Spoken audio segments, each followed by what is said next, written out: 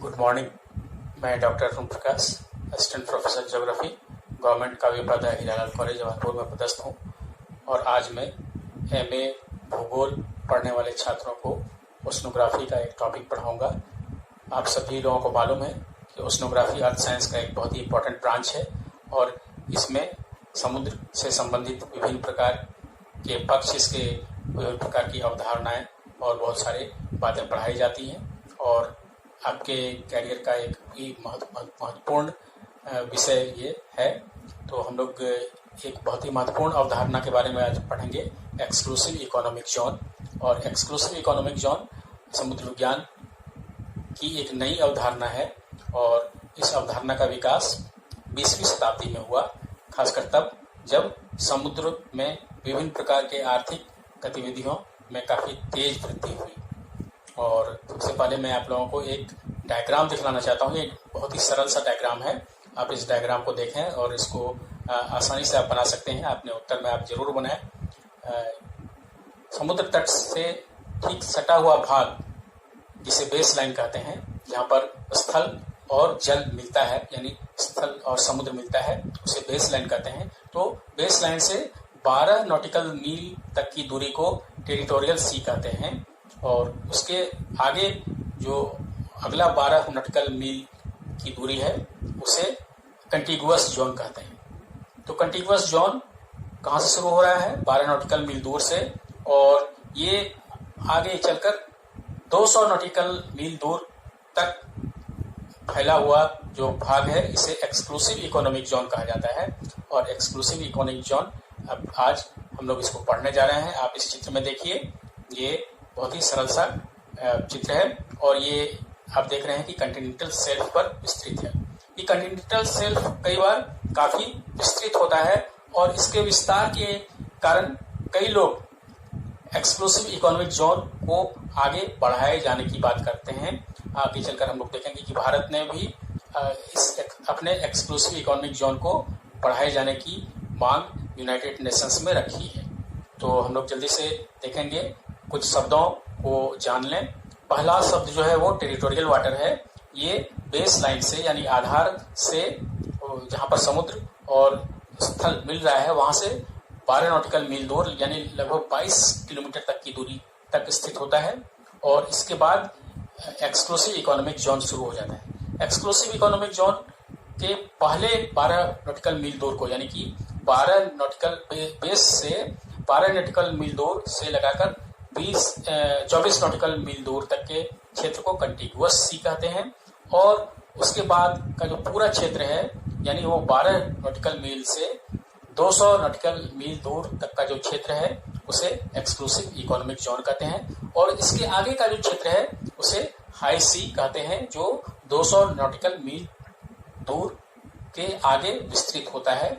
और समुद्र तो आप लोग गए होंगे, बहुत लोग हो सकते हैं पुरी गए हों, कुछ लोग विशाखापट्टनम गए होंगे या रामेश्वरम गए होंगे और आप लोगों ने शायद समुद्र का आनंद उठाया हो।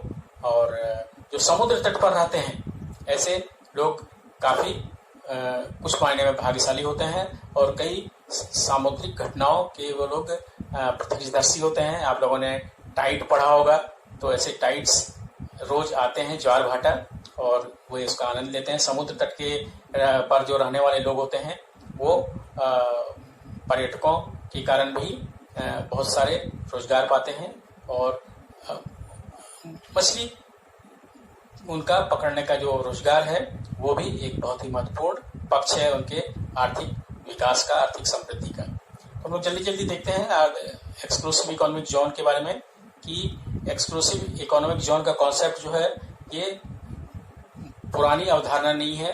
इसका विकास 20वीं शताब्दी में हुआ और इसके विकास के पीछे जो मुख्य कारण था वो था विभिन्न देशों के द्वारा तीव्र आर्थिक विकास किया जाना। और ये आर्थिक विकास जो है ये औद्योगिकरण का परिणाम है। तीव्र औद्योगिक विकास खासकर विकसित देशों में, यूरोप और उत्तरी अमेरिका, कनाडा, जापान जैसे, ऑस्ट्रेलिया जैसे देशों में ये शुरू हुआ और फिर अलग अलग विकासशील देशों में भी औद्योगिकरण की शुरुआत हुई और इसके कारण समुद्रों में आयात निर्यात काफी बढ़ गया।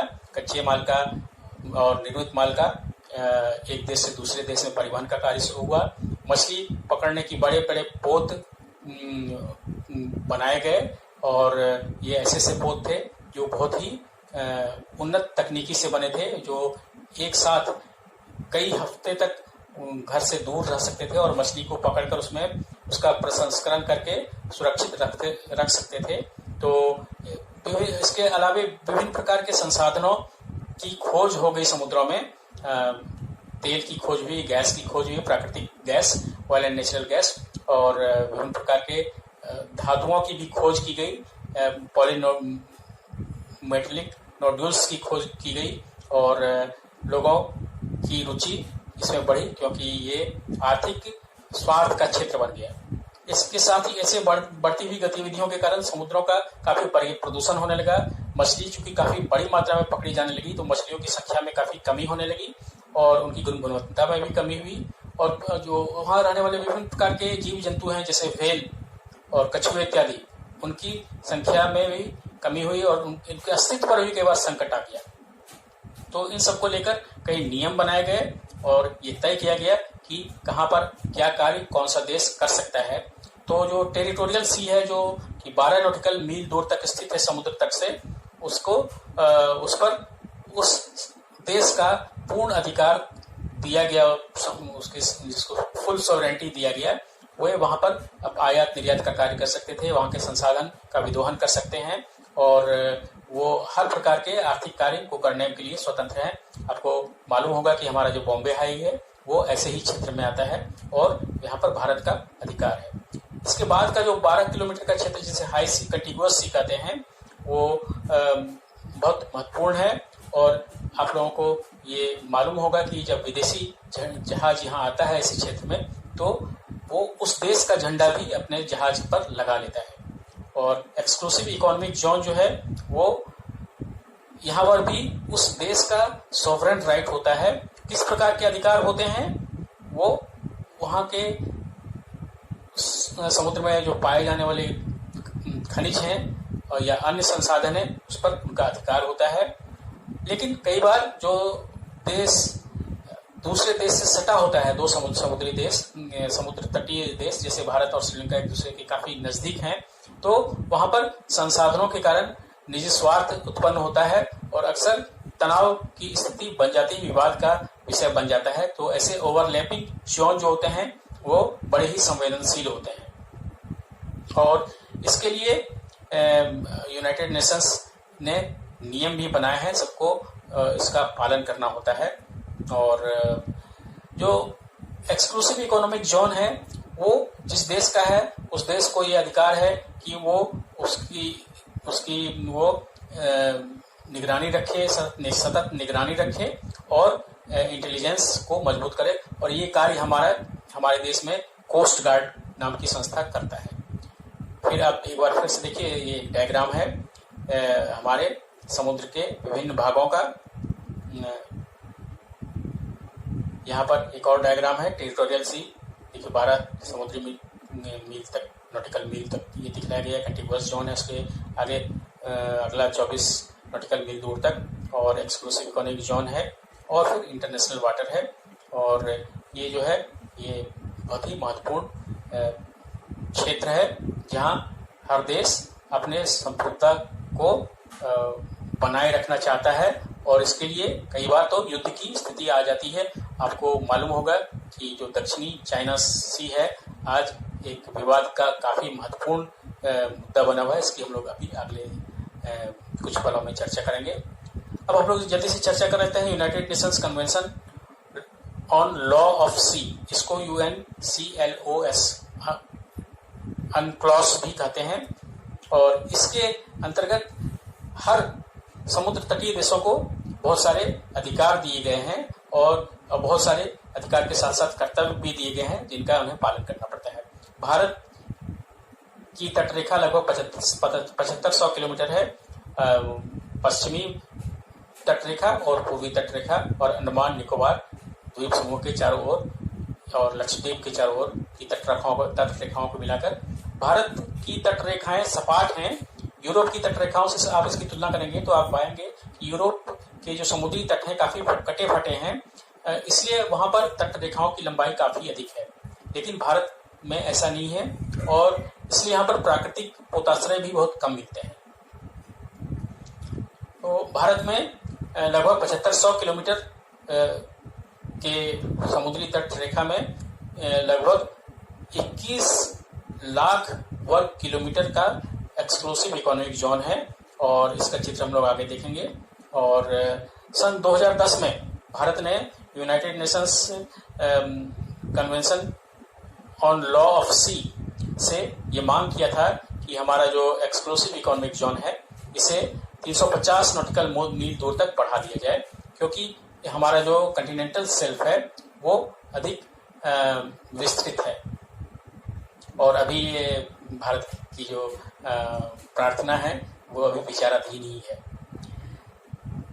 लेकिन यहाँ पर ये याद रखने वाली बात है कि यहाँ पर हमारे जो एक्सक्लूसिव अधिकार हैं, हम ऐसे क्षेत्र में क्या कर सकते हैं जो हमारे एक्सक्लूसिव इकोनॉमिक जोन है, भारत ही नहीं और दूसरे देश भी क्या कर सकते हैं, उनका यहाँ के से होने वाले व्यापार पर, यहाँ जो नौकायन की गतिविधियां हैं, यहाँ जो मछली पकड़ने की गतिविधियां हैं, जो माइनिंग खनन की गतिविधियां हैं और एक्सप्लोरेशन की गतिविधियां हैं और यहाँ के संसाधन, इस पर संबद्ध देश का अधिकार है, ये एक्सक्लूसिव राइट है। दूसरा देश यहाँ से अगर कुछ करना भी चाहे तो उसे उसकी अनुमति लेनी पड़ेगी और अगर वो बिना अनुमति कैसा करता है तो ये गैर कानूनी होता है। तो लेकिन भारत या कोई भी समुद्र तटीय देश एक्सक्लूसिव इकोनॉमिक जोन से दूसरे देश के जहाज को गुजरने से मना नहीं कर सकता। इसी प्रकार इस पर जो गुजरने वाले वायुयान हैं उसको भी आने जाने की स्वतंत्रता रहती है। भारत ही नहीं, सभी देश में एक जो महत्वपूर्ण काम है वो है अपने एक्सक्लूसिव इकोनॉमिक जोन के मैपिंग की। इसको कहते हैं जियो साइंटिफिक मैपिंग। और जैसे जैसे हमारे देश का विकास होता गया, संसाधनों की खपत बढ़ती गई, हमारे जो पुराने संसाधन के जो पुराने क्षेत्र थे उसमें कमी आने लगी, मैन लैंड रेशियो बढ़ता गया, संसाधन की खपत बढ़ती गई, तो समुद्र पर सबका ध्यान गया और ये ध्यान दिया गया कि समुद्र में भी बहुत सारे संसाधन हैं। तो सबसे पहले तो उसके मैपिंग की बात हुई और इस मैपिंग का जो मूलभूत कारण था कि यहाँ से अगर संसाधन मिलता है तो लोगों को रोजगार मिलेगा, लोगों की अर्थव्यवस्था में सुधार होगा और कुल मिलाकर देश की अर्थव्यवस्था में सुधार होगा। तो सामाजिक आर्थिक मुद्दे के कारण जियो साइंटिफिक मैपिंग की बात की गई और इसमें इसके साथ साथ बहुत सारे और अध्ययन भी जुड़ गए। वो सेडिमेंट का अध्ययन करना, प्राचीन कालीन क्लाइमेट का अध्ययन करना, पूरा जलवायु अध्ययन, हिमालय के टेक्टोनिक गतिविधियों का अध्ययन और हाइड्रोलॉजिकल स्टडी भारत का, और इसके साथ साथ मानसून की का अध्ययन भी इसके साथ जुड़ गया। और हम लोग जल्दी से देखते हैं कि ये मैपिंग का अधिकार किसको दिया गया या मैपिंग का दायित्व किसे सौंपा गया। तो 3-4 संस्थाएं हैं। एक तो पहली संस्था है national centre for Arctic ocean research, दूसरी जो संस्था है भारत की वो है नेशनल इंस्टीट्यूट ऑफ ओशनोग्राफी, तीसरी जो संस्था है वो national institute of ocean technology, और इसने सन 2018 तक लगभग 30% एक्सक्लूसिव इकोनॉमिक जोन का मैपिंग कर लिया है। और ये मैपिंग जो किया गया है ये 500 मीटर गहराई से किया गया है। इसकी जो गहराई है वो 500 मीटर से अधिक गहरा है। इसके साथ ही मछली पालन या मछली पकड़ना, फिशिंग का भी मुद्दा आता है। और ये आजकल चूंकि आप सभी को मालूम है कि मछली का उपभोग काफी बढ़ गया है, सी फूड के रूप में इसको काफी पसंद भी किया जाता है और बड़े बड़े जो मछली पकड़ने वाले जहाज का विकास हो गया है। तो और विदेशी जहाज भी अक्सर हमारे सीमा में आ जाते हैं। तो इसके कारण एक फिशिंग का सस्टेनेबल डेवलपमेंट हो, ये एक महत्वपूर्ण मुद्दा बन गया है। और कई बार विदेशी जो मछली पकड़ने वाले ट्रॉली होते हैं वो बहुत ही विशाल होते हैं, वो बिना अनुमति के, बिना लाइसेंस के यहाँ आ जाते हैं और ये विवाद का कारण बनता है। और ऐसे ही विवाद हमारे पाकिस्तान और श्रीलंका के साथ भी होते रहते हैं। जब भारतीय मछुआरे भटक कर श्रीलंका की सीमा में या पाकिस्तान की सीमा में चले जाते हैं तो उन्हें पकड़ लिया जाता है, और वहाँ फिर भारत शासन को काफ़ी कठिनाई होती है उनको वापस छुड़ाने में। इसके साथ ही जो तीसरा मुद्दा है वो आजकल समुद्र में अपहरण का कार्य काफ़ी बढ़ गया है। इसको पायरेसी कहते हैं और ये पायरेसी खासकर अफ्रीका के समीप काफ़ी बढ़ गया है और इसमें इथियोपिया के पास कई गैंग हैं और उनका एक धंधा ही बन गया है कि विदेशी जहाज़ों को का अपहरण कर लिया जाए, उसकी टीम को बंधक बना लिया जाए और उससे पैसे की मांग की जाए और कई देश उन्हें पैसे चुकाते भी हैं। भारत के साथ भी ऐसी कई समस्याएं हो गई हैं। आप लोगों को याद होगा कि अभी रायपुर के रहने वाले एक ऐसे ही शिप के कैप्टन थे जिनको बहुत मुश्किल से छुड़ाया गया था। इसके साथ ही इलीगल ट्रेड भी एक महत्वपूर्ण मुद्दा है। कई बार बहुत सारे जहाज ऐसे पकड़े जाते हैं जो बिना किसी अनुमति के आते हैं और उनमें जो सामान लदा रहता है वो शायद प्रतिबंधित रहता है और बिना किसी शासन की अनुमति के वे उन्हें एक देश से दूसरे देश में पहुंचाते हैं और ये स्मगलिंग कार्य से मूल रूप से जुड़े रहते हैं। बहुत जल्दी से हम लोग देखा, ये चित्र जो है भारत का एक्सक्लूसिव इकोनॉमिक जोन का है। इसमें पश्चिमी तट में अरब सागर में और पूर्वी तट में बंगाल की खाड़ी में देख रहे हैं और अंडमान निकोबार के चारों ओर का जो क्षेत्र है इसके साथ साथ क्षेत्रफल भी दिया गया है। बंगाल की खाड़ी का क्षेत्रफल लगभग 4.5 लाख वर्ग किलोमीटर है। अरब सागर के का जो क्षेत्रफल है लगभग वो 9 लाख वर्ग किलोमीटर का है और अंडमान निकोबार के पास का जो क्षेत्रफल है लगभग 6 लाख वर्ग किलोमीटर का है। तो भारत का जो एक्सक्लूसिव इकोनॉमिक जोन है ये महत्वपूर्ण है। इस चित्र में आप देखिए कि जो श्रीलंका के पास का जो भारत का एक्सक्लूसिव इकोनॉमिक जोन है वो काफी नजदीक आ गया है सिकुड़कर भारत के, क्योंकि आप जानते ही हैं भारत और श्रीलंका के बीच की दूरी बहुत ही कम है, दोनों बहुत ही सटे हुए से हैं। फिर हम लोग जल्दी से आते हैं, ये अगला चित्र जो है बॉम्बे हाई को इसमें दर्शाया गया है। बॉम्बे हाई मुंबई से के तट से काफी दूर है, अपतटीय स्थिति है इसकी और यहाँ पर ONGC प्राकृतिक गैस और कच्चे तेल का एक्सप्लोरेशन करता है और भारत की अर्थव्यवस्था के लिए एक बहुत ही महत्वपूर्ण खनन का कार्य है। ये खनन है और इससे हमारे बहुत सारे आयात करने वाले बिल की बचत होती है। तो बॉम्बे हाई एक महत्वपूर्ण उपलब्धि है भारत के लिए। आधुनिक भारत का में इसका बहुत ही महत्वपूर्ण योगदान है इसकी अर्थव्यवस्था में। फिर हम लोग जल्दी से देखते हैं पूर्वी भारत के ऑयल फील्ड एक्सप्लोरेशन के कार्य पर। आप इस चित्र में देख रहे हैं कि गोदावरी तट और कृष्णा तट के पास और लगभग पूरे पूर्वी समुद्र तटीय क्षेत्र में विभिन्न प्रकार के खनन कार्य के लिए अलग अलग कंपनियों को अनुमति दी गई है। टेंडर इसके लिए निकलता है, ग्लोबल टेंडर, और विभिन्न कंपनियों के द्वारा विभिन्न प्रकार से खनन का कार्य किया जा रहा है और इससे आशा है कि आने वाले समय में भारत को काफ़ी विदेशी मुद्रा की बचत होगी और भारत की में समृद्धि आएगी। अब हम लोग जल्दी से देखते हैं कि कुछ अंतर्राष्ट्रीय जो एक्सक्लूसिव इकोनॉमिक जोन से संबंधित जो विवाद हैं, जो इंटरनेशनल डिस्प्यूट हैं। पहला डिस्प्यूट आर्कटिक ओशन को लेकर है और बहुत सारे देश जो आर्कटिक समुद्र के पास हैं वे इसको अपने एक्सक्लूसिव इकोनॉमिक जोन में मानते हैं, जबकि दूसरे लोग इसे नहीं मानते। इसी प्रकार जो दक्षिणी ओशन है, साउदर्न ओशन, वहां पर ऑस्ट्रेलिया कहता है कि ये हमारा एक्सक्लूसिव इकोनॉमिक जोन का क्षेत्र है, लेकिन दूसरे देश इसे नहीं मानते। इसी प्रकार जापान एक एटॉल है ओकिनोटोरीशिमा, वो इस एटॉल को कहता है कि हमारे एक्सक्लूसिव इकोनॉमिक जोन में है, लेकिन दूसरे देश इसको नहीं कहते, क्योंकि कहते हैं वो उनका तर्क ये है कि ये तो एक एटॉल है और एटॉल को एक्सक्लूसिव इकोनॉमिक जोन में माना जाना कतई संभव नहीं है। फिर अगला जो विवादास्पद मुद्दा है वो है क्यूराइल आइलैंड का। क्यूराइल आइलैंड जो है ये आप मानचित्र में देखा होगा कि पूर्वी एशिया में काफी उत्तर की ओर ये जापान और रसिया के बीच एक छोटा सा प्रायद्वीप है और ये यहाँ पर 4 द्वीप हैं जो विवाद का कारण बने हुए हैं। इटोरोफू, कुनाशिरी, शिकोटान और हाबुमाई। और हालांकि यूनाइटेड नेशंस ने इस पर काफ़ी वार्ता भी की है और अभी फिलहाल दोनों देशों में विवाद है लेकिन शांति बनी हुई है।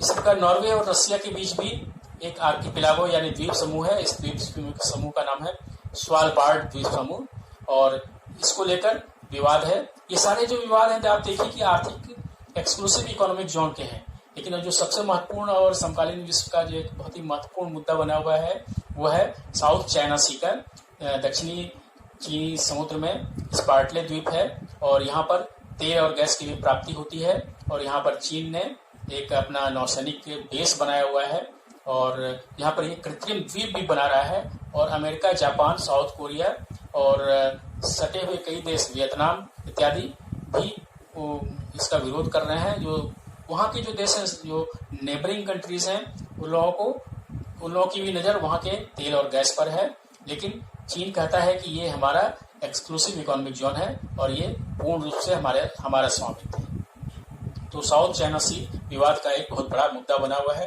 क्रोएशिया भी ऐसा ही विवाद का मुद्दा है। बेफोर्ड सी है, ये कनाडा और यूनाइटेड स्टेट्स के बीच में है। आप सभी का चित्र देखें। केनिया और सोमालिया के बीच भी ऐसा ही विवाद है एक्सक्लूसिव इकोनॉमिक जोन में। और फॉकलैंड आइलैंड आप एक बार फिर मानचित्र देखिए, ये अटलांटिक महासागर में बिल्कुल अर्जेंटीना के पास आपको मिलेगा और यहाँ पर ब्रिटेन का अधिकार है और अर्जेंटीना का कहना है कि ये दरअसल हमारे स्वामित्व का द्वीप होना चाहिए और इसको लेकर 1980 में दोनों के बीच युद्ध भी हो चुका है। फिलहाल ये यूनाइटेड किंगडम के ही अधिकार में है। अब जल्दी से हम लोग भारत के कुछ विवादास्पद समस्याओं को देखें जो हमारे एक्सक्लूसिव इकोनॉमिक जोन में आते हैं। पहला तो है भारत और बांग्लादेश के बीच एक छोटा सा, उसकी सीमा के बीच एक छोटा सा नया द्वीप उभर आया है।